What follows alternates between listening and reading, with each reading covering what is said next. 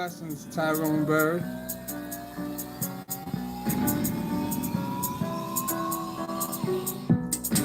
Showing the spectrum of the crystals, how it reflects light, what it does in the sun that we don't see.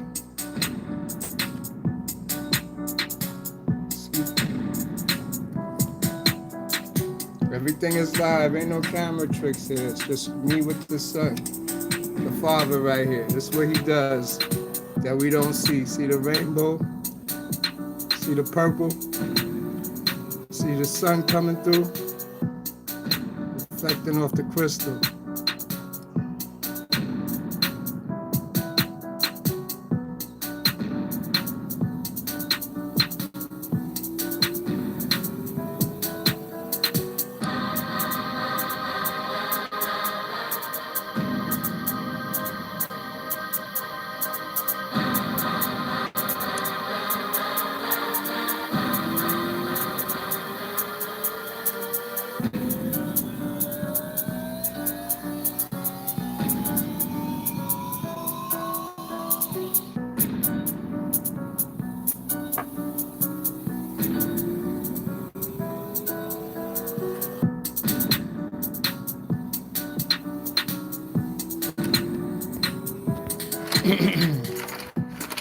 That's what's up, y'all. Peace and blessings, everybody. The sun is up. It's a nice day. Gabrielle Bradford, what's going on, Gabrielle?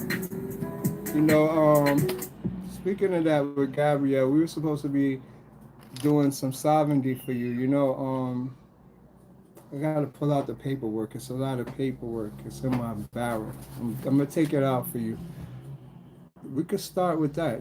Speaking of sovereignty, everybody been kind of thrown off of sovereignty because of, I think it was Brother Polite who started doing the pseudo sovereignty, which actually led to everybody trying to expose the Moors for saying that, you can't really establish sovereignty, or the sovereignty that they're filing under was pseudo or fake or illegal.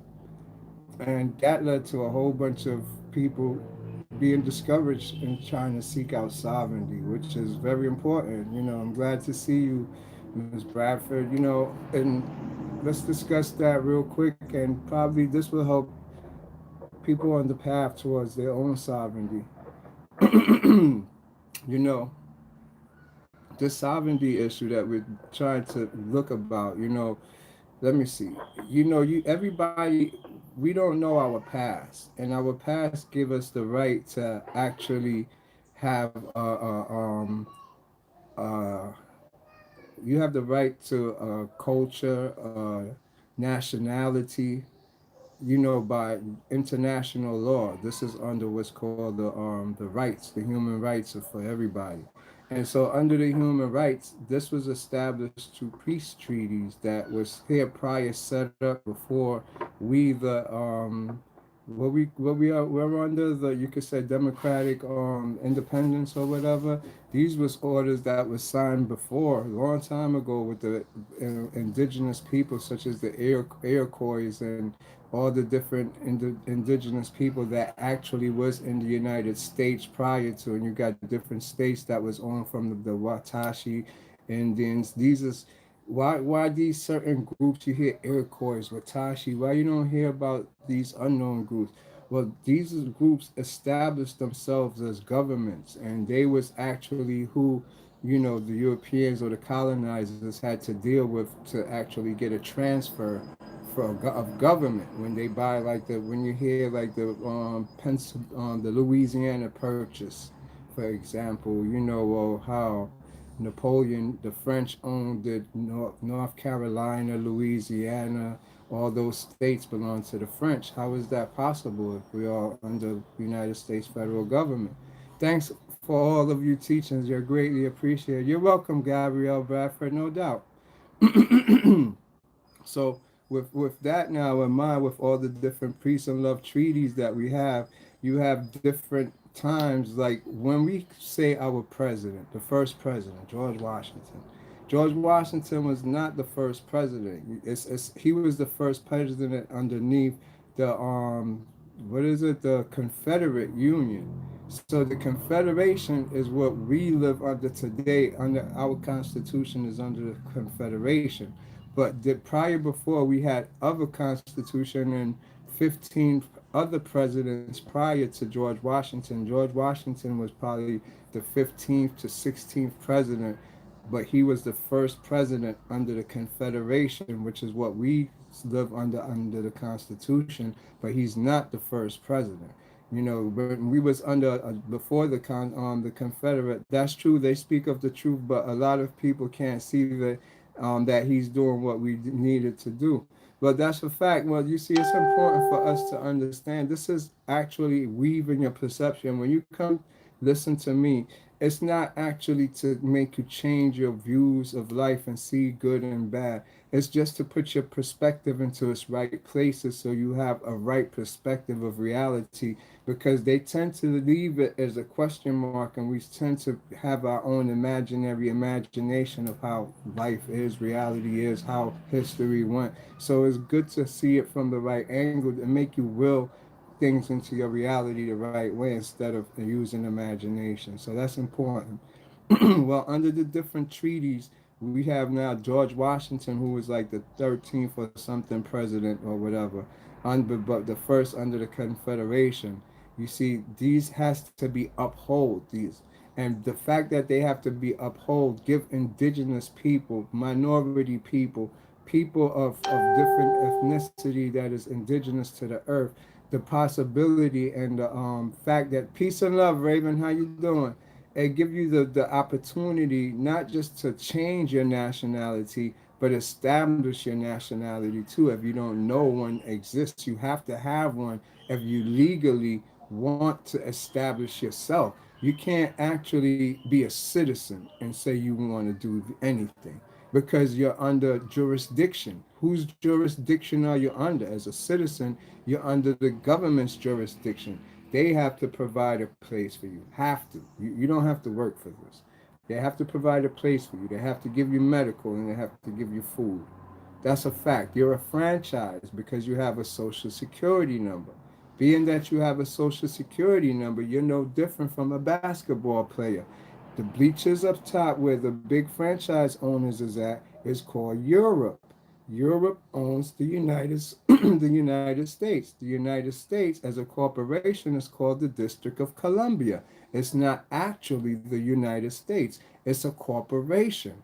All um what's going on, that dude? Peace and love. All continents, all islands are corporations. They are part of one conglomerate. They owned by a sovereign. For you to own the United States, you have to be sovereign. When you become sovereign, you're equal to a king or a queen. So if you're not a sovereign, you're a citizen.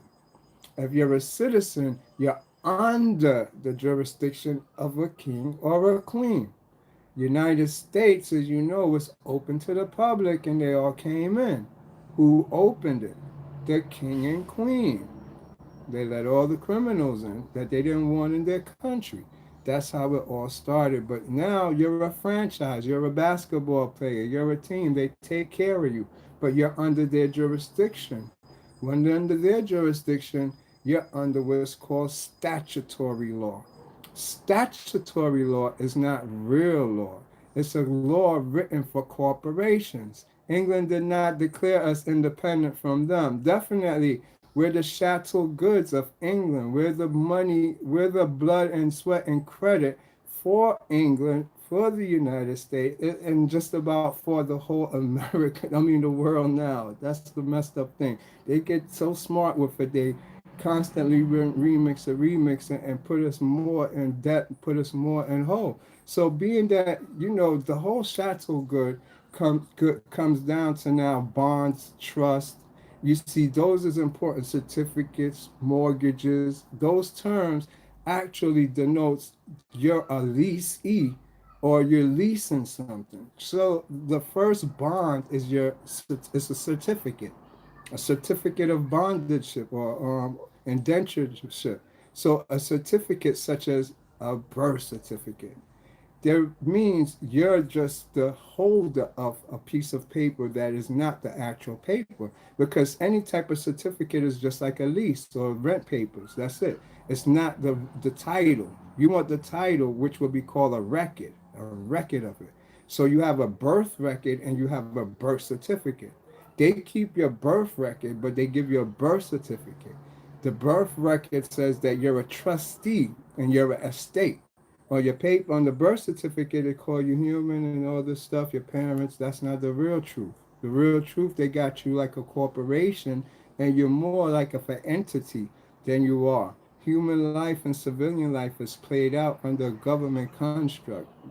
Republican, Democrat, you vote, you think it's real, but it's not. They see you still as slave, because when it comes to state of emergencies, you lose all your rights. You understand? Which we've been under state of emergency since 1955, 1935, when the South decided not to re-ratify the banking system. They had the first national bank, which was from England. This was what everything started over, because they wanted to know, citizens of the United States, why did we have our own money? Why are we getting the first national bank from England and they're charging us interest on our money? So that was a 20-year charter. They couldn't do anything about it, and it lasted for 20 years. But this was being implemented by the North. You see, the North was the sneaky. Um, they still was part of England, but they was trying to control the South. The South was more free, radical people or whatever, because they was mixed. The South. Let me give you the point. South is a mixed group of people. They're called the mestizos. If you look at mestizos, this is where you're going to get your Portuguese came together because they was fighting for the South.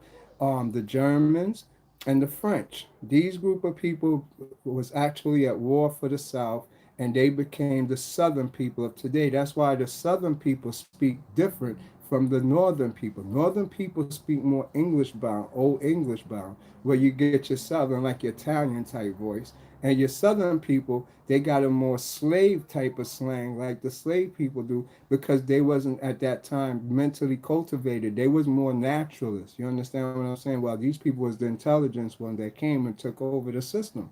So during the charter time, that's when you see all the presidents is protesting and trying to put together the greenback. Anyone who tried, such as Lincoln, all the presidents who got assassinated because they wanted to have their own money, their own banking system, and when they tried to implement it, they was knocked off by the government because they had to keep England in charge.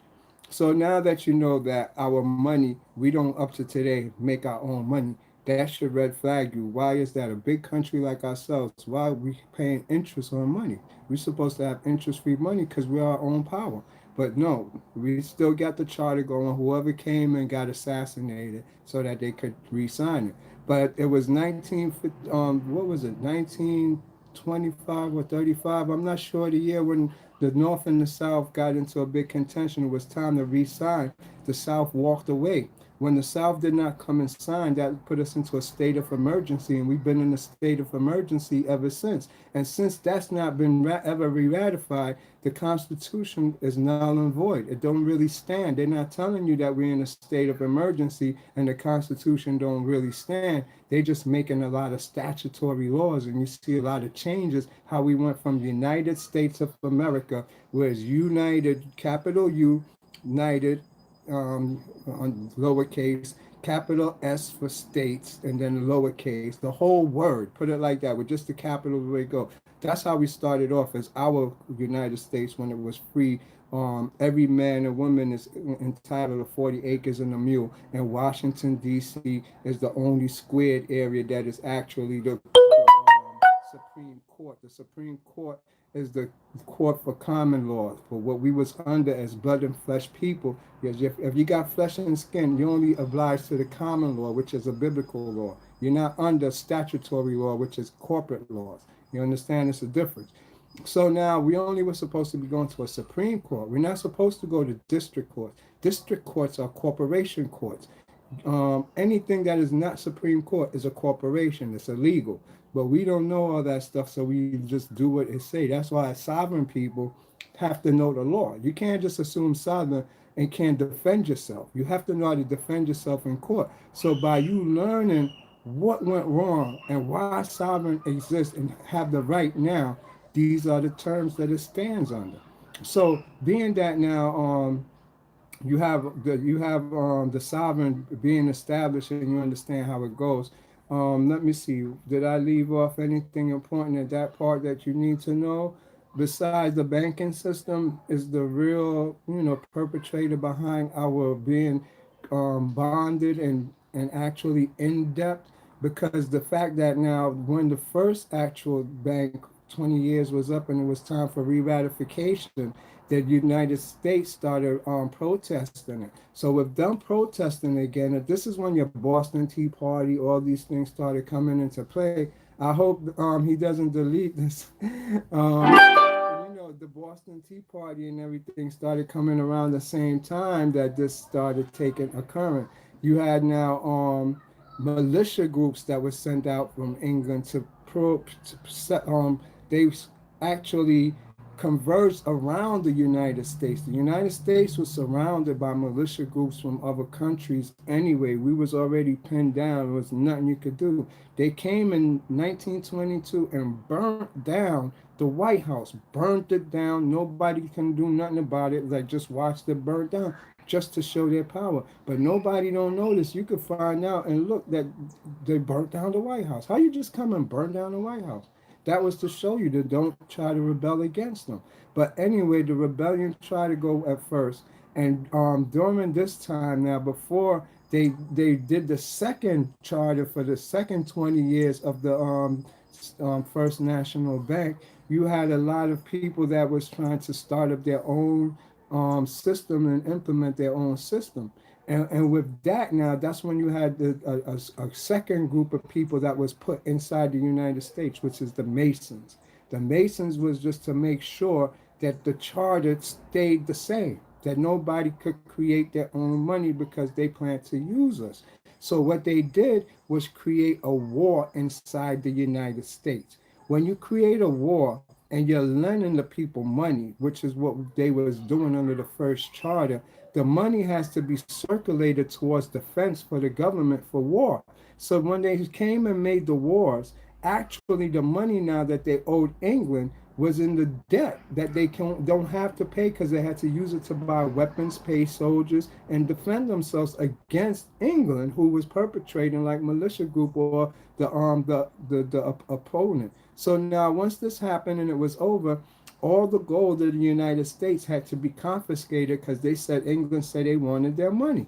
And so they wasn't going for no credit or loan. So they came and confiscated all the gold. So y'all hear all the gold was taken, all the gold, there's no gold in Fort Knox. That's a true thing because we put ourselves in debt at that first war when the North and South fought each other. And so with that now, they had no choice but to sign the second charter because that after they took the gold, they were still in debt, but they still had to use us, the people, as the credit to keep the charter going now.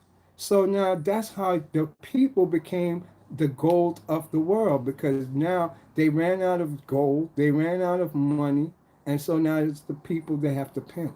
And so this is when credit came in your different you could say I'm not being no racist or anything. The Semitic people came in with the credit system and established it with us now because they were doing it all over Europe and England way before the United States was thought of. So it was our turn to get caught into the beast, the Luciferian system.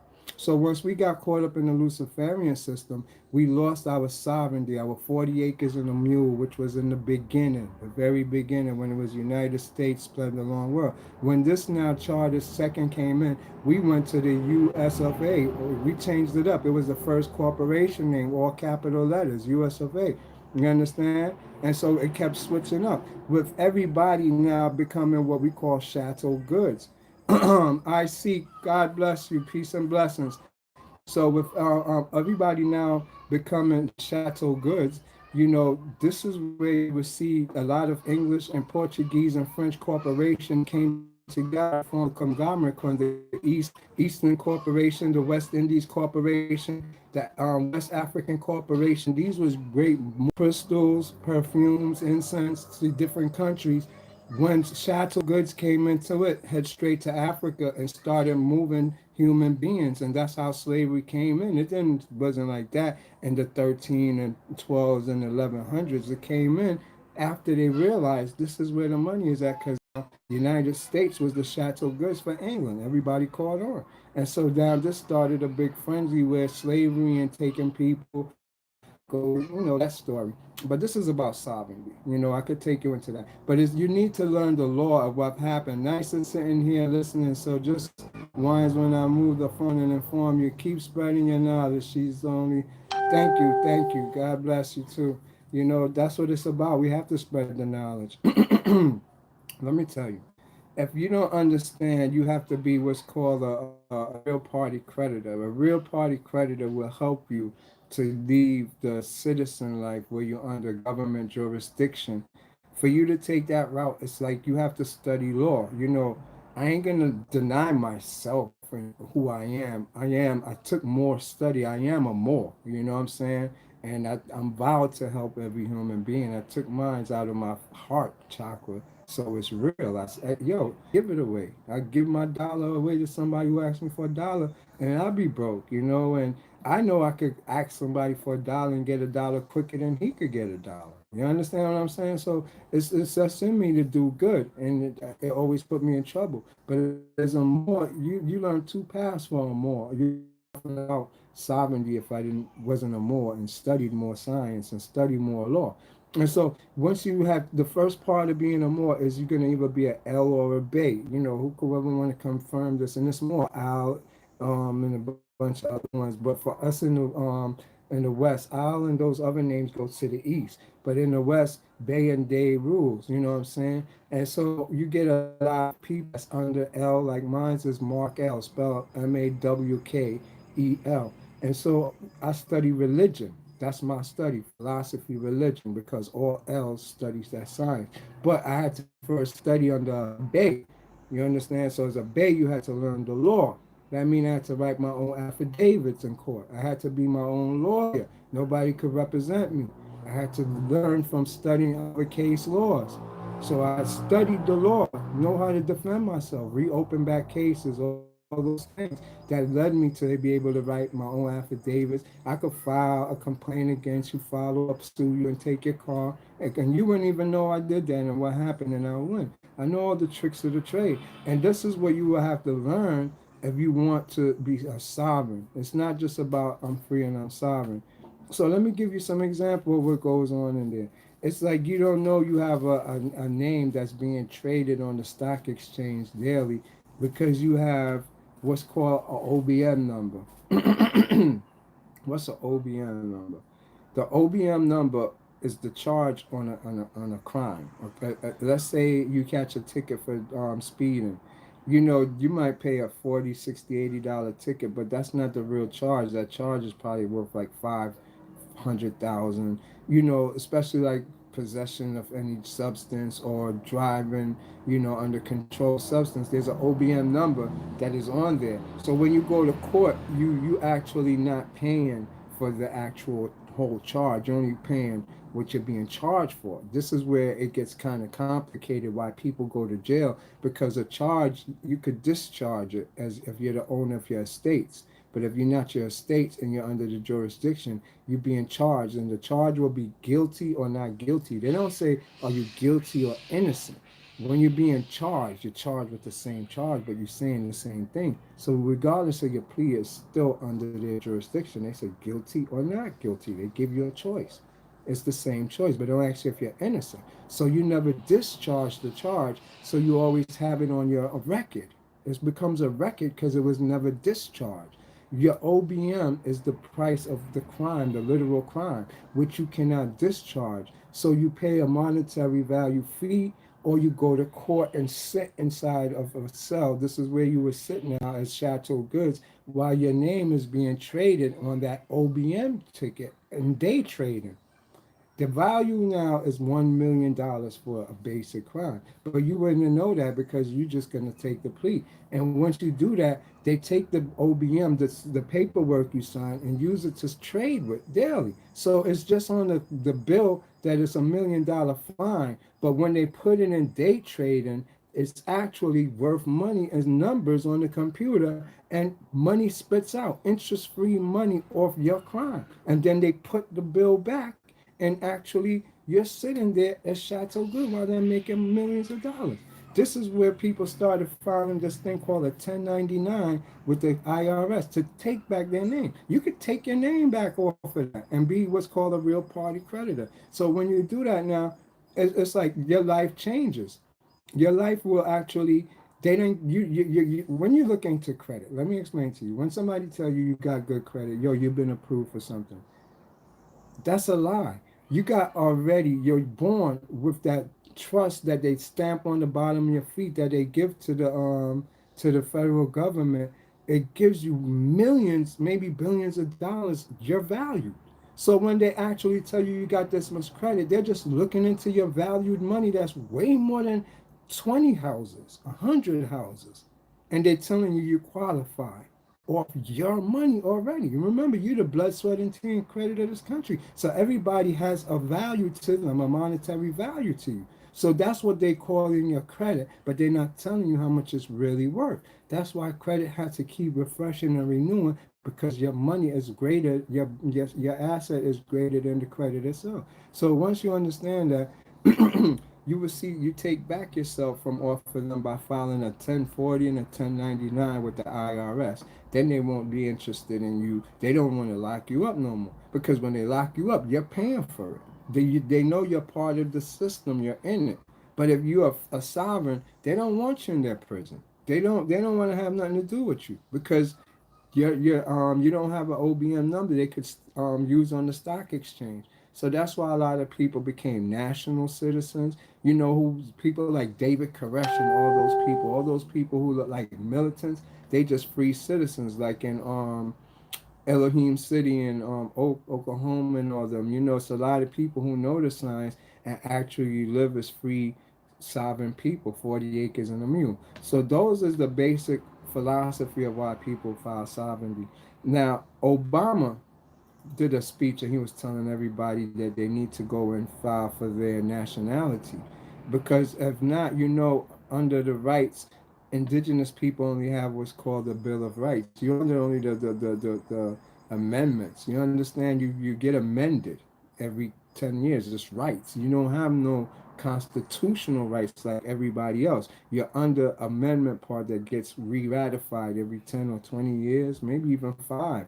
And it's up to them to give you the privilege or not. So once you realize that sovereignty was offered by Obama, telling you to go and through the Bill of Rights and see that you're international and go file for your nationality. Now, there's a basic group of nationalities you choose from that's already established. You just choose one because you're indigenous, and that will now give you a nationality. You have the right to say, let me give you an example. You could say you're Puerto Rican if you're African. You could say you're Cuban if you're Jamaican. You could say you're white if you're black. You have the right to a nationality and the right to change your nationality. Once you realize that, you will go through the international system. Now, the first thing towards establishing this is a name correction. Everybody know you could file or Google for a name correction. Once you file for a name correction, you start inputting it, using it as your new name. So you could file for a name correction. That would be your start to sovereignty. Now, to be a sovereign, it's hard. It's not something easy, because there's jurisdiction to everything. The way how you file paperwork, because you're not under their jurisdiction. Um, there's more that could point you in these direction. I don't want to lose people, because even down to the way we sign our name, you have to put all rights reserved, because when you give your signature, you're giving somebody the right to something of yours. You're giving them approval. So when you write all rights reserved underneath your signature, that means you reserve your sovereignty. You reserve the right at any given moment on any contract to change your mind, to drop it, So you never give just a signature. You always put underneath your signature all rights reserved. And they know what that means in the court of law. Those is very important. So, like I said, the first one is to get a name correction. And if you planning to do that, you want to take yourself off of being the um, nomen and cognomen name. Nomen meaning your first name, and cognomen is a Christian name. You got two parts to your name that ties you to the government. So you have to take yourself to an indigenous name, a name original to you that tie you to a parcel and body of land. Once you do that, you take back now your indigenous self. You're saying that this is who you are, and you will follow those indigenous culture. Um, I got a great book on this. I was gonna be discussing other things. It's really about y'all talking today, but since we on this, right? This will give you a great example of some of these different things. This is called the African Experience in New York, 1626 to 1865, right? This right here is very a powerful book of information that probably nobody don't know. And it's a school book, that they teach out here in the Caribbean, right? But this was discontinued. I have around 30 of these books left. You could get one from me. I think I'm gonna let these go for about $15 a piece. I got around 30, but I'm gonna give you an example of what's in here, so you get to see what was going on at the time. Being that this is from New York, this will make you understand these treaties and this stuff. So what I'm gonna do is it give you a map of New York City and how everything was laid out, right? And who ruled what as before the Confederation came in and took over, right? And this is what they owned on their own. And this is what going to give you back your right as a sovereignty. So the picture, let's see number one. If I could find number one on this map, I would break it down to you. Okay, I got it. I see something. All right, say, look on here now. This is the village in New York. This is on Manhattan, right? Now it's telling you this is number one here, and I'm gonna read number one. It says the African burial ground. So right here, this showed you that at one time this was owned by a group of people, and it's well known and established. If you see number one, what it says right there, the African burial ground, and I'm pointing to where number one with them outlining everything. Now you see these numbers, so I'm gonna read them off basically so you get an idea, because you need to understand these and know these to be a sovereign. It says Fort excuse me, my bad, Fort Amsterdam. And Fort Amsterdam, Amsterdam was what the New York was called before it was under Confederate. It was called Amsterdam. Then when they took over, they called it New York. It had a name change because they purchased it. All right, so you got to know these purchases and all these stuff for you to understand. So aside from that, they got the land of the blacks, Wall Street. Number four, Wall Street, which was all where they're at now. They do the trading of everybody. You see where they actually put their headquarters was not just the burial place for black people, but they got the story of Wall Street in here, and I'm gonna read it to you. They built that by hand, and it was actually a wall they put up, and you see it's like the opposite came and put a demon over it. That will be where they use as an energy source. It's like putting a crystal over a magnetic field to make it enhance. So wherever you find these burial places, you find new societies popped up over it. And it's deeper, but I'll just leave it there. You got the Gideon, the slave market, the slave revolt of 1712, the Hudson Tavern, the execution ground, the Francis Tavern, John Street Church, the Black Brigade, Pierre Toussaint's, the African Free School, the Tontine Coffee House, Catherine Ferguson, Mother AME Zion Church, the Manhattan Company, Abyssinia Baptist Church, African Society or Mutual Relief, St. Philip's Episcopal Church, African Grove Theater, Seal Presbyterian Church, Seneca Village, Drowning Oyster House, David Ruggles House, Sandy Grounds, Sovereign Truth, 5 Points, the Theodore Wright House, the Tappan Brothers, James McCure Smith Pharmacy, Weeksville, Frederick Douglass, Harriet Tubman, Abolitionist Palace, Bridge Street, Acme Church, New York City draft riots of 1863, Rikers Island. All these places I could keep going, but and I'm only at 42 out of a whole bunch. Now, just to give you an example, and this is a great book. Like I said, you won't even believe that this was actually a school book. They wouldn't give us this in the States. You know that? But it's not nothing racist. I just want y'all to know because one ruling body will not let you know all the truth. I keep all the truth 100. So now I'm going to run off some quick dates that they give you of main events that took place so you understood what was going on. In 1626, the Dutch purchased Manhattan. So you see, in 1626 was when the Dutch purchased Manhattan. From who? Who owned Manhattan that somebody could purchase it? And who was it that owned it before the Dutch? So this is what these treaties and peace treaties that give you the right to change your nationality do. It's in your blood. You don't know who you was before, so you have the right to find yourself, change your nationality to who you think you are. So that's all under the Bill of Rights. I advise you to go read your Bill of Rights. It's international law, and that's what Obama was telling you to go and establish yourself. And from there, when you become a sovereign, you become tax free. You have the right to a whole bunch of other legal stuff, and a lot of things that fall under regular jurisdiction of the mundane don't fall underneath you. If you get with your group of people, there's a bunch of us like that. There's Moors, and you could go into case laws, study case laws, go into what's up, fam? I'm here watching this one later. Connect with you this week. All right, Yashara. That's what's up. Blessings.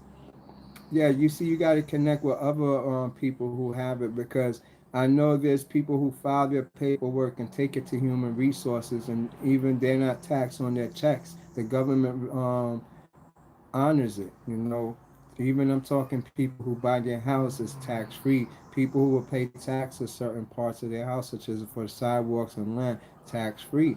Once they know their law and they know how to execute it, I would tell you to go to damn, I can't remember the name right now. I'll give it to you, but it's case laws that you could look up, and these case laws give you the law that you stand on the terms of what you're gonna do, and that's more important because once you see the case law, then you know the legal right to it to do the same thing. So um, Nexus Lexus is called. Nexus Lexus holds all the case laws. You could get into Nexus Lexus. I don't know how it is, but I never did it out here because you have sometimes a password. But if you're gonna get into all that, you'll learn. How long does the process take? Which process is that, Arlene? And let me continue. You got from Fort Amsterdam is built by Africans. The first three. Oh, let me give you the year. My bad. 1626. The 11th African men that the first bondsman. There's a word called bondsman that you have to know about. Arrived in New Amsterdam, the first bondsman. Like, who is these? And this is a little militia secret group that, you know, the enemy sneaks up in there to keep everybody in check. The first bondsman. Becoming sovereign? Well, Arlene, you know, I would like, there's two ways. Let me see. If you good and you want to do it the real technical way, I would suggest, to try to file it yourself, but you could file what's called for a real party creditor. If you Google that word, real party creditor will actually give you sovereignty. It's actually a quick way to do it. It's like a card you carry to show you're a national citizen. So you could get sovereignty through being just a real party creditor because they do the whole process for you if you want a quick way. Now, you know, there is Redemption 456, I think it's called, that actually is the manual on the whole. The book is like this thick, and you actually break down the history of sovereignty and everything from the movie The Matrix to the Wizard of Oz, the sovereign mean, and the applications, all the paperwork, DVDs is in there. And actually, that's more educational in the process of filing your sovereignty. But you could establish sovereignty. It's not a long process at all. It's actually once you file it for like the real party creditor. That's why I like to send people to that, because that one you're looking like at like American Daily Press. These is like lawyers and people who actually stand up for free press and free rights that actually found ways to incorporate these into systems. So you could look into American Free Press, and you will see a lot of people in there. There's an advertisement for sovereignty, national citizen. It's really called national citizen or real party creditor. Real party creditor take you back, give you your sovereignty. That's why I use that word for you to Google instead of just any other term. So that would be the fastest way. Once you get the card, you're a sovereign. Now, knowing sovereign laws, you would have to study now underneath Moore's. I will help you with that if you need the study, because I got all the materials. You know, that's why I was telling Gabrielle I have to pull it up. I did my sovereignty myself. You know, I even decided to sign my papers in blood, to be honest, as, you know, a Moore, and I'm a high Moore. So when we did ours, you have to have witnesses at the county clerk's office. They stamp the papers. Everything of mine just registered at the county clerk's office. And you could go to the county clerk's office and get the correction of name. Get the correction of name. Um, this here, I was trying to find in here because they got the different tribes of Indians, and everybody's tied to the Indians because we're all mixed bloods. There's nobody here that is one of those.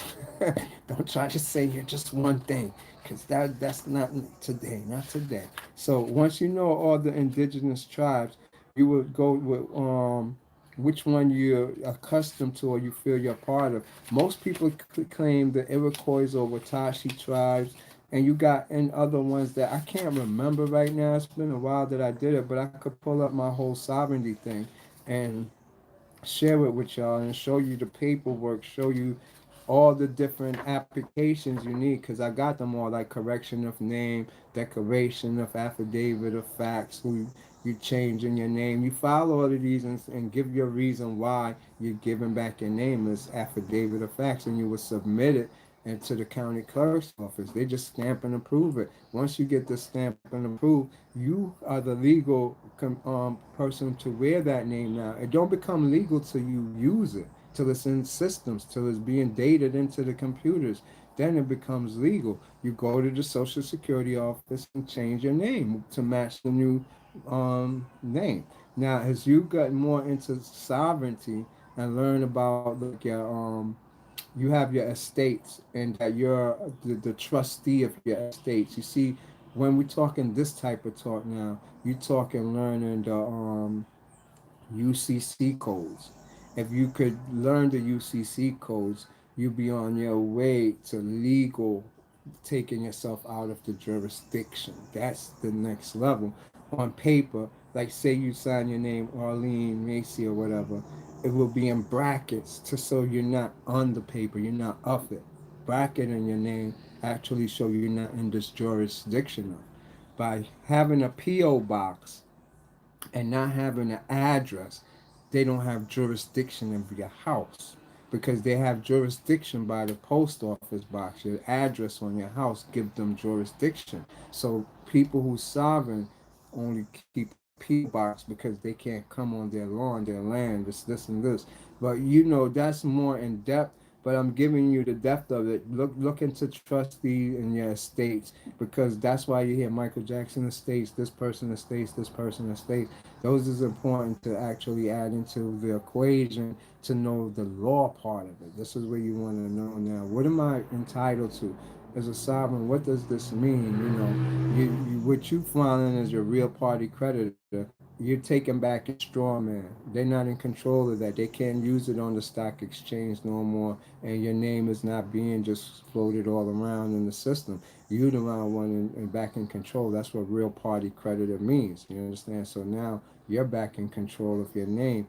And so your name now is actually something you stand on. So now you would be doing business, a DBA in your name. It's not them no more. They was in control of that, and you was just the trustee of your name. You didn't know that. You know, when you're a trustee of your name, it would be like you receive a letter from, let's say, a subpoena to go to court, Arlene Macy, but it's in all capital letters. Now, for them, they cannot send you a letter in your all caps name without permission. That's called trespassing. Just receiving a letter from them, trespassing on you. They had to actually ask you first. They had to send somebody or send a letter asking could they send you that letter. So you could file right there a complaint. Well, this will start a dialogue between them. So now, without them answering why they actually send you this letter, and you send them a second letter giving them 90 days, 30 days, 20 days to respond, or court actions will be taken. The same people taking you to court, you take back to court too for the fact they didn't respond with a relief for whatever that you're being offended for in your claim. Once that takes on an action, all legal matters stop, and that's focused on. You know, a lot of people was they lost their things because once you go to court now, and they don't show up to court, they take you for a joke, and it's actually you file it with the clerk's office. The legal offense, the legal actions still are going to take place. You still got to go to court that day, and if they forfeit, then whatever you requested, it's yours. You get whatever you asked for. And if they do come and they represent whatever the case may be, this is where now you have to dialogue for the terms of your estates. You know, the facts that you was trespassed on without will be the issue at hand. And you got to realize how you have to interact with the judge. It's not the same like a person who have a lawyer representing him speaking for him because there's nobody speaking for you. So you have to know now you answering like, are you Arlene Massey or whatever, give them jurisdiction over you so you can never answer that term. You could just represent yourself, and you're not on there, and you can't represent yourself till they give you a new paperwork from court stating Arlene with only a capital A, lowercase for the first rest of the letter, Massey with just a capital M and a lowercase. If they can't do that, the case is null and void because your all caps name is not an actual person. It's an actual entity, a corporation. So that's still trespassing, and this case can't go no further. You understand what I'm saying? So that's how it's that simple. We usually throw you, get out of my money, and the prosecutor usually have to pay for the case in those cases because they're tricking you. Once you give up your name, you lose jurisdiction, and you're saying you agree to the term of your straw man that that's you, and it's not you. Once you realize that you're blood and flesh, and you represent the straw man, they realize it too, and they treat you different. Okay, so sovereignty is something that's real. If you look at everything with sovereignty got to do with capital letters or caps name, once you into your sovereignty state of mind, no, that's not you. That don't represent you. So once you do that, you use it as an entity to do business as. You don't use it as yourself. You don't see it as you. And that's the first step towards your redemption. So if you don't see it as you, the laws that fall under anything with the capital name, such as what we call statutory law, is only an ignorant person will fall for that. But if you know the law, then you know that's not you, and the way you will represent yourself is, you know, you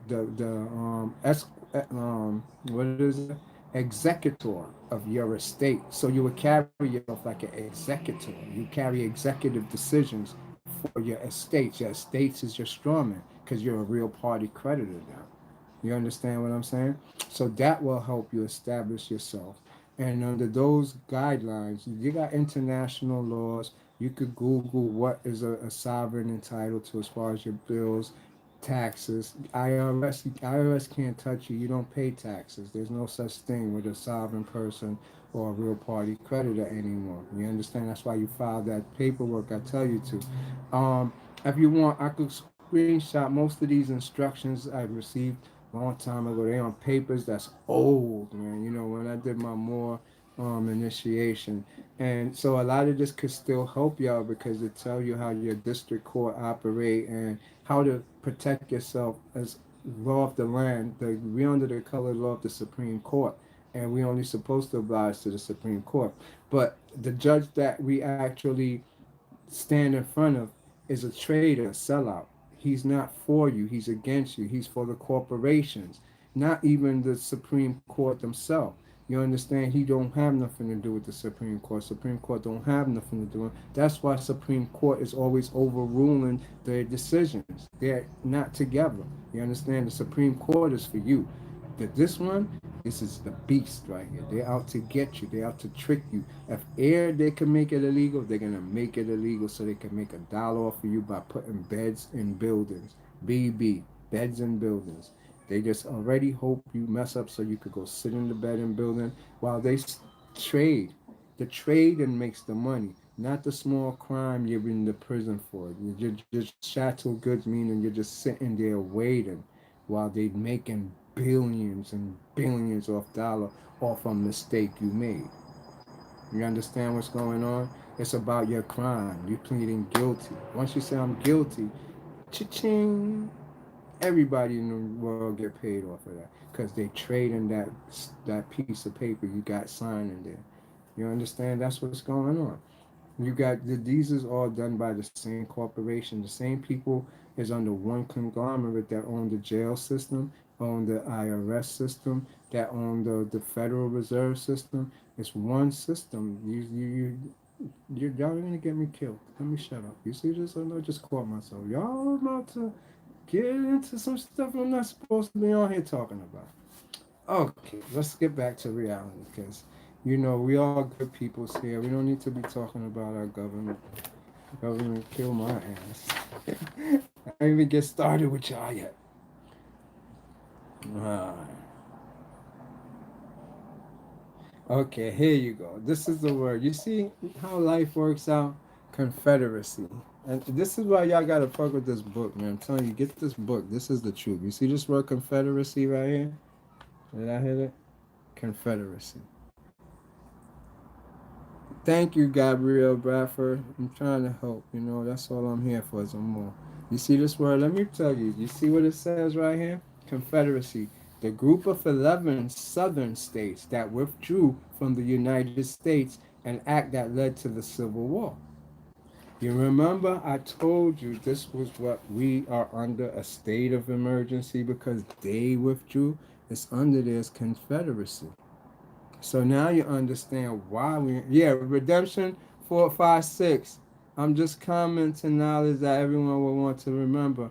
Yes, I mastered that redemption 456 thing, man. I'm telling you, it's real, it's real. And plus I'm a Moor. I left the Moor world. Moor was like a baby place for me. I went into Moor, and within 2 weeks I was the head of the Moors, man. Real quick, took over. I took over everything. Rastafarian teachings. I wasn't even Rastafarian. I was a hood dude, and I was the Rastafarian teacher. I was the Moor teacher, and like I didn't even know nothing about being a Moor. It's like you don't know about yourself till actually you cut off your hands, and all of a sudden your eyes get better, your ears get better. It's a story like that. You understand? So you don't know yourself until you actually get to learn yourself. And so it was easy for me not just to move up in them ranks, but I grew those and wanted my own now. And after I wanted my own, and it didn't mean nothing to me, I found higher things. Highest things of all is helping people, healing people. At first, I had to heal myself. And once I healed myself, it was that made me say, hey, I can heal other people. Other people need this and need to learn this. And hey, this what brings me to helping people and establish myself as a more. All right. So we understand now, you get an idea of all these different aspects of what we have to do to get ourselves free. I would love to read this article to you in reference to sovereignty. If you got 1 second, I think this will put the nail in the coffin for everybody right now. All right? Just hold on 1 second. Yeah, the county clerk office. Talk to them, Raven. Text them while I grab this.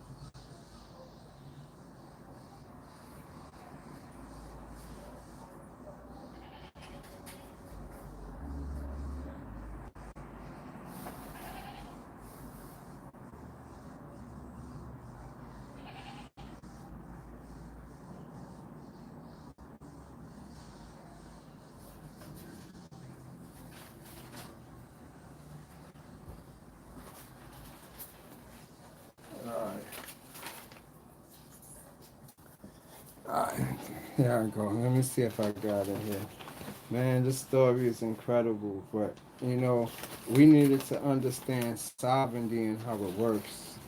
And this story, I saved it because it inspired me. And this guy was a very powerful guy fighting against the Queen of England today, right now, over, mining.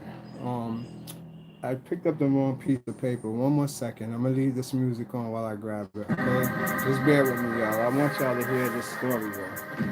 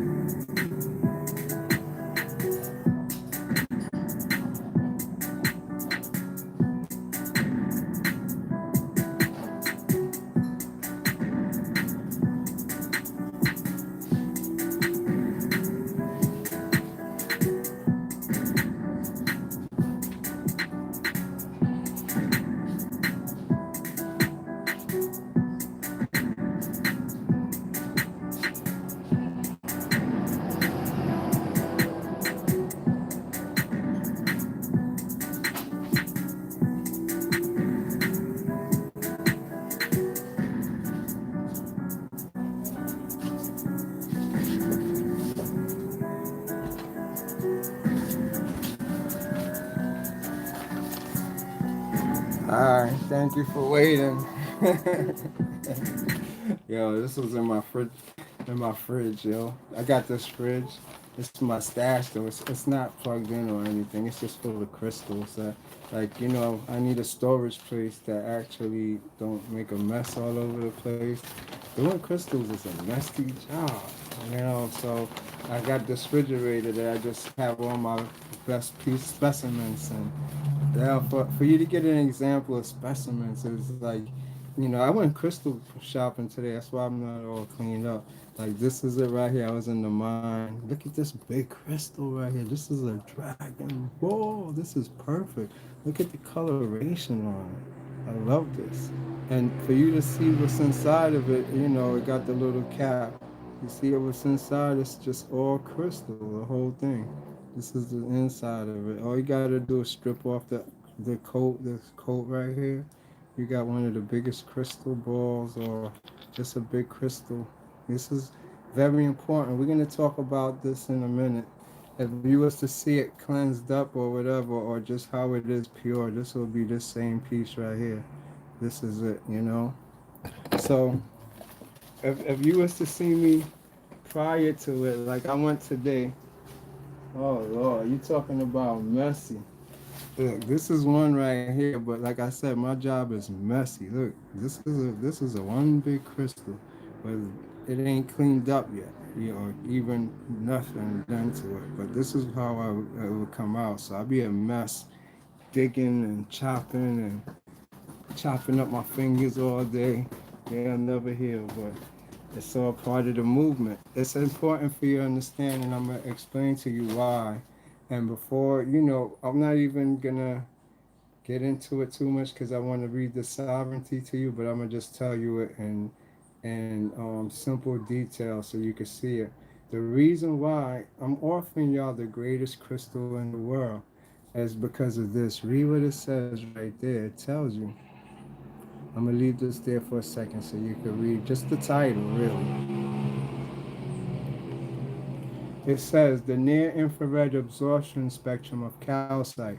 I sell y'all calcite and I offer y'all calcite because it absorbs not just infrared, gamma, it absorbs all those low frequencies.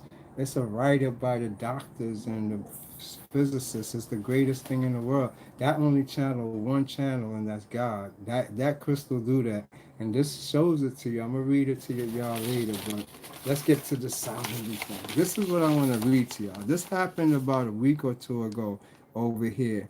This is the Maroons, or more. Queen Must Pay. That's the title of it, right? And this is going to help y'all understand how sovereignty works here and how it still exists and people is using it in the most profoundest way. And I'm going to introduce you to a new form of currency called the sun.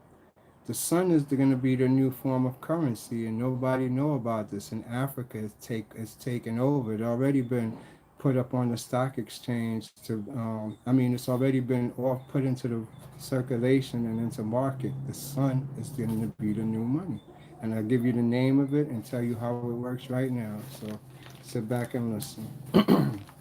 Here we go. The Maroon community in Jamaica has sent official correspondence to her Queen, the Majesty, claiming that the issuing of Bartuk's mining lease in the Cockpit County is trans is tantamount to her breaching the peace and treaty signed with the ancestors, the Leeward Maroons, in 1738. As such, the Maroons are demanding that in order to remedy the breach and restore the peace, all Bartok's mining activity in the Cockpit County and the surrounding protecting areas must cease, and the Queen should pay an environmental fine in the amount of Akapungo Lumi. This is what the new money is called too, Lumi, of 262 million, which is to be deposited in the chief receiver at the Central Solar Reserve Bank of Acapulco with the instruction of allocation for the reduction of carbon emission via the development of solar energy infrastructure. Now it says yesterday, Chief Samuka the first, who identified himself as the Minister of Finance for the Akapunga Maroons in Jamaica and whose given name is Timothy McFarmus, told the Jamaica Observer the Lumi is a currency that was enacted by the government of Acapulco in 2014 and was officially issued for release at the beginning of 2018. The currency is going to be entered into the international market this year. The way this is structured is similar to the gold structure, but rather than using gold as its value, it uses solar energy as its underlying value. So its structure is designed to help engage in battle against carbon emissions and facilitate climate actions activity. Samuko the first said it is also being established as the official currency for the 6 regions of Africa of the African diaspora. He added, asked how this currency valued, Samika the first said each lumi is valued at 100 kilowatt-hours. When monetized, the kilowatt hour currently at 10 cents per kilowatt hour, so one lumi is approximately 10 US dollars, he explained. He also said that the Central Solar Reserve of Acapulco exists in that Maroon County in St. Elizabeth. The 2-page document, a copy of which was shared with the observers, is addressed to Her Majesty Queen of Jamaica, claiming a violation of Treaty of Peace and Friendship.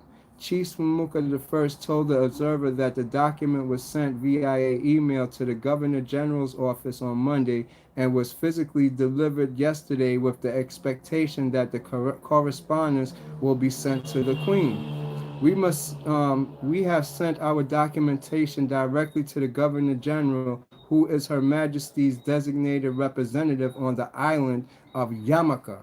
Now, he doesn't spell Jamaica, Jamaica. He spelled Jamaica, Jamaica. I'm gonna put my finger on it. Excuse my dirty fingers. I was mining. Um, I just want you to see the word that when y'all be like Jamaica, that's the pseudo one, that's the corporate one, the government one. The word is called Yamaka. This is the word for it. This is for sovereign people. What sovereign people call Jamaica is Yamaka. So you see it right here. So I'm finishing. This ain't no Star magazine. This is our actual most popular newspaper, like y'all Daily Post or New York Times. So I don't think this is some old side story though. All right. This went on for 3 days in the paper. You know, it's still going. I just want to finish up. So he said, we sent the message to Sir Patrick Allen yesterday. So if the Queen is not in receipt of this communion, it's simply as a consequence of his inability to deliver that correspondence that was addressed to Her Majesty the Queen of England and Jamaica. Look how he spelled it now. Under here, you see he spelled Jamaica, Jamaica, because she's the one who has jurisdiction over Jamaica, like how England has jurisdiction over the United States. Okay, now Samuko the first said as the crowd gathered at National Hero Circle to march to Parliament in protest against the prospect of mining in the Cockpit County, when the Observer this is the newspaper now. When the Observer contacted the Governor General's office, a member of the Secretary confirmed that the document had been received and that it will be processed and brought to Sir Patrick's attentions today. What we have come to reaffirm is the fact that the Maroons have put forth a non-negotiable veto against any mining with the Cockpit region. You see that? They say non-negotiable veto. The Queen has nothing to do with it because their sovereign is just as is equal to her sovereign. That's what this is going to tell you here. So just listen, because he's going to use the law. He used law on them that it doesn't matter what they say. It's the law. So he goes on to say now, there are many sovereigns on. All right, what we have come to reaffirm is the fact that the Maroons have put forth a non-negotiable veto against any mining within the Cockpit region. Samuko I said there are many sovereigns on this island, of which the Queen is simply one. I'll read that again. He says there are many sovereigns. When you're saying sovereigns, it's different now. It's not like you're saying citizen. He said there are many sovereigns on this island, of which the Queen of England is simply one. This is the island of Yamaka. She has her territories and plantations and estates which are called Jamaica. Just like the United States. You see, I'm gonna put it over there so you see the two words. So he differentiate between his sovereignty and the citizens people and establish himself as not part of them. He's one of her. He's a king just like her. So it's just as every human being, if you establish yourself as one and don't fall under the government where you're under jurisdiction. So this is a perfect example for you to get the meaning of what I'm saying with this paper being date. I show you September 18th right here, so it's not something old. So now here it goes. He says, this is the island of Yamaka. She has her territories and plantation and estates, which are called Jamaica, on the island of Yamaka, and what she does is her territories cannot infringe upon what we do in our sovereign space.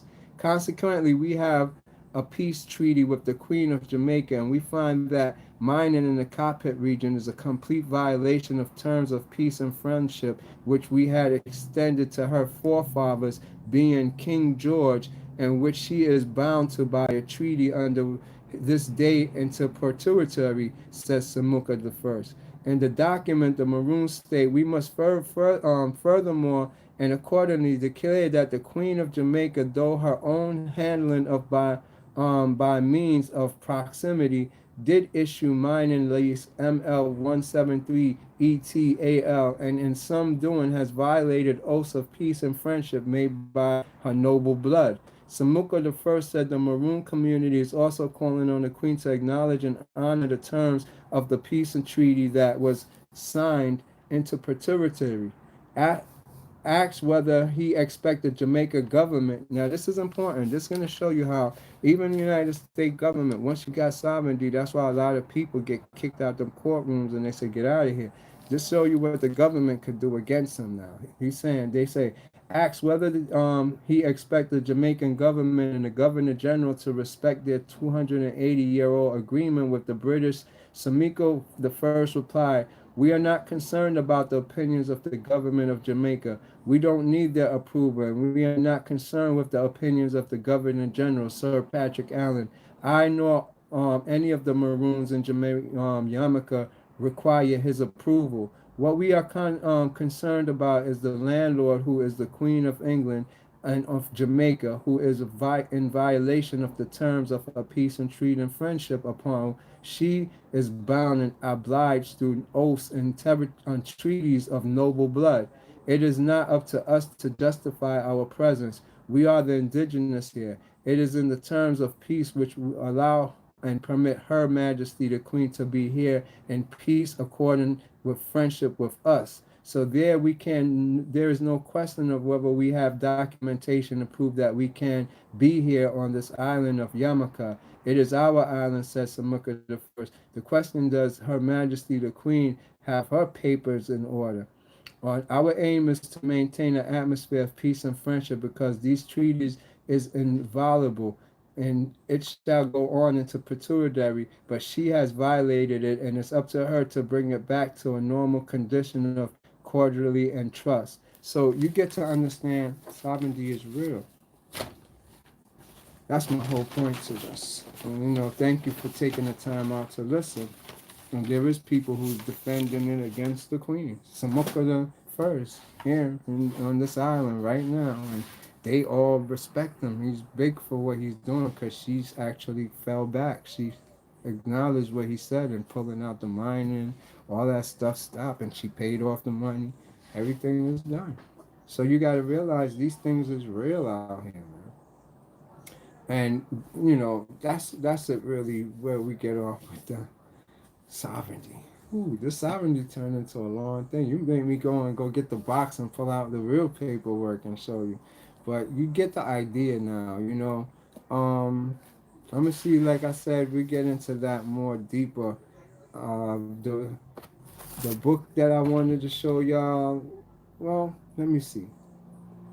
Since we're on the subject, you got to realize our government is designed to actually not work against us because, like I said, there's constitutional laws and then there's statutory laws, and that's what's being made now. Statutory laws could be anything from walking across the street is wrong today and tomorrow because corporations make it up by putting in lobbies. Those that you see as your lobbyists, they put these bills in, and whoever approved these bills become your new laws. But it only applied to like I said, the straw man. It don't apply to you if you know your rights. Don't answer to those bills and question those capital all caps name, and you will see you get yourself a stalemate. They can't answer you because they don't want you to know they know. And the same thing, you get a situation where they have to fall back. But Redemption 456 will teach you the whole system, the history of it, and how to free yourself up. And I would point you to there. If you go through me, it's knowing the laws, more laws, and everything else. Those is the way we learned, and that's what I'm gonna send you to go do. Write affidavits and come back with case laws and show me. And then I know you know it for a fact and could defend yourself. And once you could defend yourself, you're ready to go out there into the world and do it. As a citizen, you're married with the children, you can go through the process of becoming sovereign for the entire family. Yeah, being sovereign, it doesn't, you don't have to change your status to be sovereign. Sovereign is actually more spiritual now. You understand? Like becoming back a real party creditor, as you can know, you could file that, you could Google that and file that. It's giving you sovereign, but it doesn't change your status or anything, within the government system. So you could definitely do, your sovereignty and still be a citizen. That would be the smart thing to do because a lot of us, we're already in situations. That's what my song Escape is about. We all caught up in our escapes. And so once you get to understand that, just the fact you're sovereign and you know this philosophy, you practice it in some respect to yourself as a soul. But in this day-to-day activity, not all of us is in a position to make the full transition over into the sovereign world. So you got to be cool with that too. But you know the philosophy of it. You understand its ramification. You don't have to depend on it because it's actually your soul. It's you could say the beast and God, or the God and the beast, whichever way you want to look at it. And one gives you easy life, which is government welfare, um, health care, everything. This is the beast. So you subject yourself to it in the capital name, everything here. So your consciousness is here, and you don't have nothing to do with God. When you give up that now, your citizenship and become a sovereign, nature is in control now. Nature, events, all type of stuff. You're in control of yourself now. But don't have to have no physical paperwork, no physical this to show it. It's the consciousness know it. It's a shift in consciousness and not actually dependent on welfare, this, those. Not saying those, though. Listen, it's about the cap's name being tricked and knowing this whole philosophy. This is Lion King. You know, you're the Lion King that didn't know you're the king. So sovereignty has a very broad spectrum for it to cover. And I hope I gave you enough of it that you would be interested in looking into it deeper for yourself. You understand? So on that note, you could get in touch with me deeper, and if you want to learn more on it. And it's more that I don't want to talk on that. Y'all get me in trouble, man. Remember, we all got to be good to our government and don't be bad people. Be good, not citizens. Be good sovereigns. You know, So that's how it is. But aside from that, this subject matter was so good. I think I'm gonna leave this one as it is and just leave it on this sovereign and see if I could see anything else that I could actually help you with, because it's actually now, let's go metaphysics with it. It's angelic. When you know this and you free yourself, your soul, your consciousness takes a lift out of you. You're gone. You actually freed the last part of the most important part, because in the higher worlds, how is the new money spelled? Lumi. Hold on, let me make sure. Yeah, Google that. Tell me what come up for it. It's called, yeah, Lumi. Lumi currency. Just Google Lumi currency and see what comes up. Let me, write a comment on in there and let me know what's Lumi currency about. And they actually got the affidavit up in here too. You can see the affidavit is this middle thing right here. They made a copy of it showing the queen looking all silly. Respect to her, I guess. I'm not here to disrespect nobody, but that's the truth. Right. You know, um, that's what it is. So once you understand that these things exist and you got it in your consciousness, the system is seen as the Luciferian system, and it's for the lazy that actually don't want to research, don't want to awaken, don't want to try. So they got a system designed for people like that. Like I said, you become a franchise, a team player on a basketball team with a number, and you just stay sleeping. You become Thomas Anderson of the Matrix, where you just go to work, come home, sleep at your computer desk till your soul, which is Morpheus, wake you up and say, you're not Thomas Anderson, you're Neo, a neophyte, and I'm initiating you to see your soul. And that's the journey when you go into Kundalini meditation. It's not just about those activities like if there's some type of popular new thing today in the new age. It always was who you was, and it was just the exercises to leave the spectrum of deception, the spectrum of this is real and my problems and I love this and my kids. You have to leave that paradigm or whatever we call that word, so we could find your true self, find the next sphere of reality. And so by you establishing your sovereign, not just in the flesh and through the governmental way, but understanding this philosophy and believing in it and living it, not in the way of going against. Because when you come into being, all laws is supposed to be in respect to you, and you operate within the law, so you would know how to act within the law and know your limitation.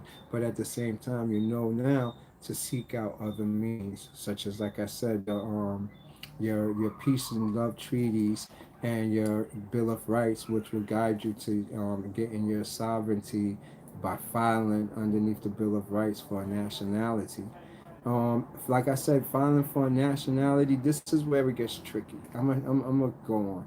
I forgot about this part. When you filing for a nationality, a lot of people is gonna catch you right there.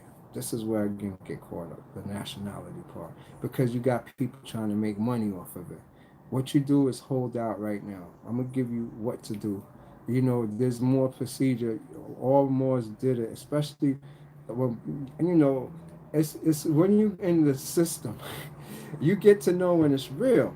So when you do it for real, it becomes a threat to the system. So I could give you the real one from the threat to the system than the fake one that you're gonna get kicked out and laughed at. Oh, get out of here, or that don't even make no sense. So just let me meditate on that because I want to give it to you the right way. You know, it's not something somebody do. You have to do it yourself, and I'm gonna show you how to do it.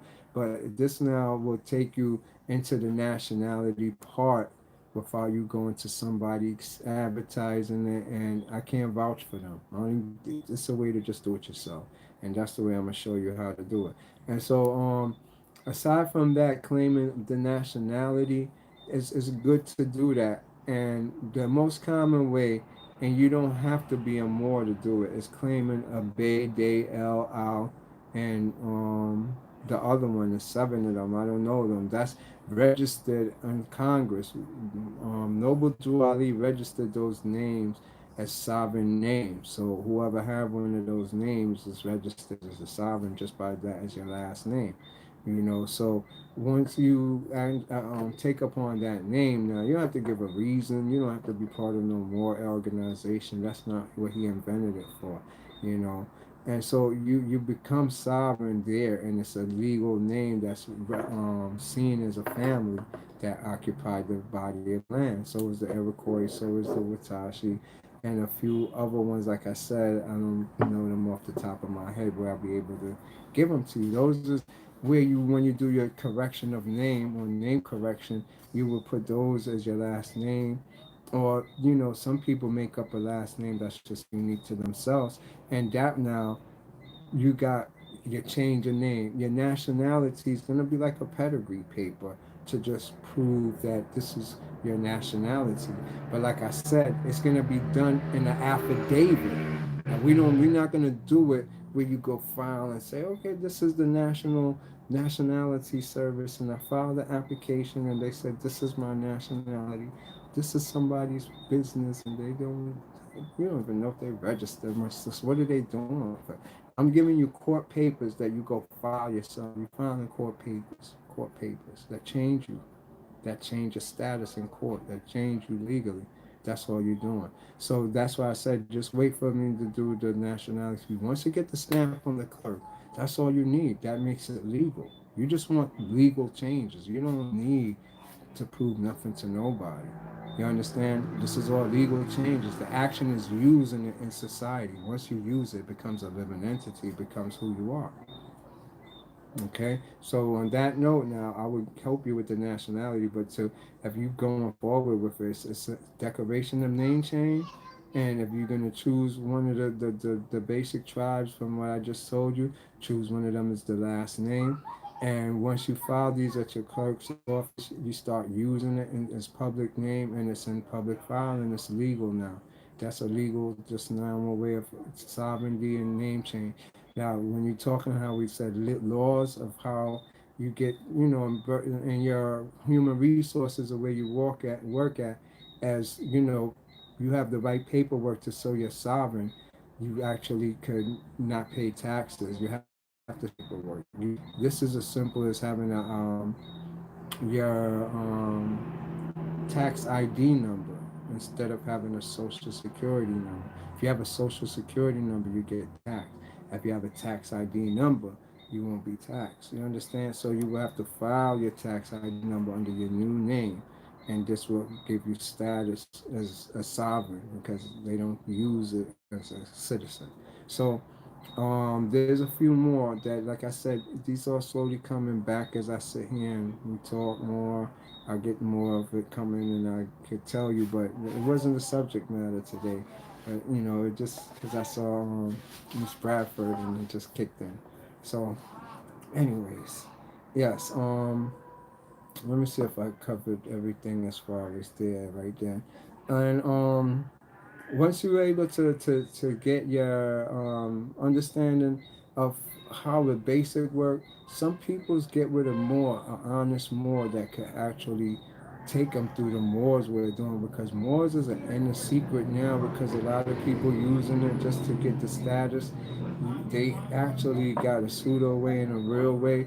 The real ones got houses, homes, and they live that life for real. That's who you got to get with, that live within the laws of live the whole more. And you know, they could actually guide you through the legal process of it. Gabrielle.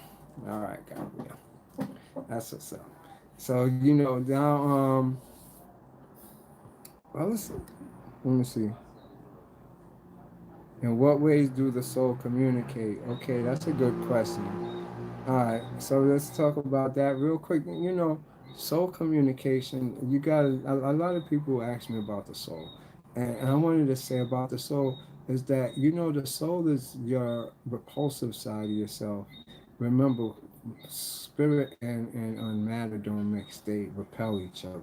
So you would see the soul as the average 17-year-old to 35-year-old, the rebellious ones. You ever notice that they're in their soul? Yes, or you could say your spirit. It's just rebellious. It's always rebellious. It's the one that you act out of. So you know, as far as what we say when we say soul communicate, you will see it as you act it out in your soul, in your spirit. I mean, not your soul. My bad. I said that wrong. This is about your spirit. Your spirit is actually the rebellious spirit that rebels against matter. But the spirit is inside the soul. The soul is the house. The soul, it's communication is symbolic. It's symbols. Soul communication also is in your head. It's not using words. It's actually talking to yourself. A lot of times, let me give you a soul talk, two soul talks. You ever argue with somebody and you leave and go home, but in your head you're still arguing with them and you talking to yourself in your head? And you know y'all still both talking, and if that person and you is empath sensitive, you could hear each other and communicate with each other and understand. We always do that. You ever notice? You never leave an argument and just be quiet. You're like, this person, oh no, I ain't gonna happen. Yeah, that person is inside y'all still communicating astrally and in the spiritual. So that's a form of soul communication. And like I said, the only real soul communication is symbols. We only communicate, soul is subconscious. So it's more, you're being communicated with these designs when you're hearing me in your subconscious, you know. So you got to realize, for you to go in, you remember in the biblical sense, he always said, when you go pray, always pray in secret, never let them see you pray. So if you know that, then you understand that it's like an inner self, inner thing, inner everything when it comes to talking to the soul in the other world. It's not something external. Like if you're using your mouth, you're not actually, they can't hear you. God, none of that can't hear talk. That's why they say don't be like the excuse me, don't be like those people or hypocrites from the synagogue. All right. Anyways, I need something to drink. I, God bless y'all for tuning in. Let me get out of here. I need to get something to drink. And thank you for, you know, y'all time. And I'll see y'all tomorrow. One love.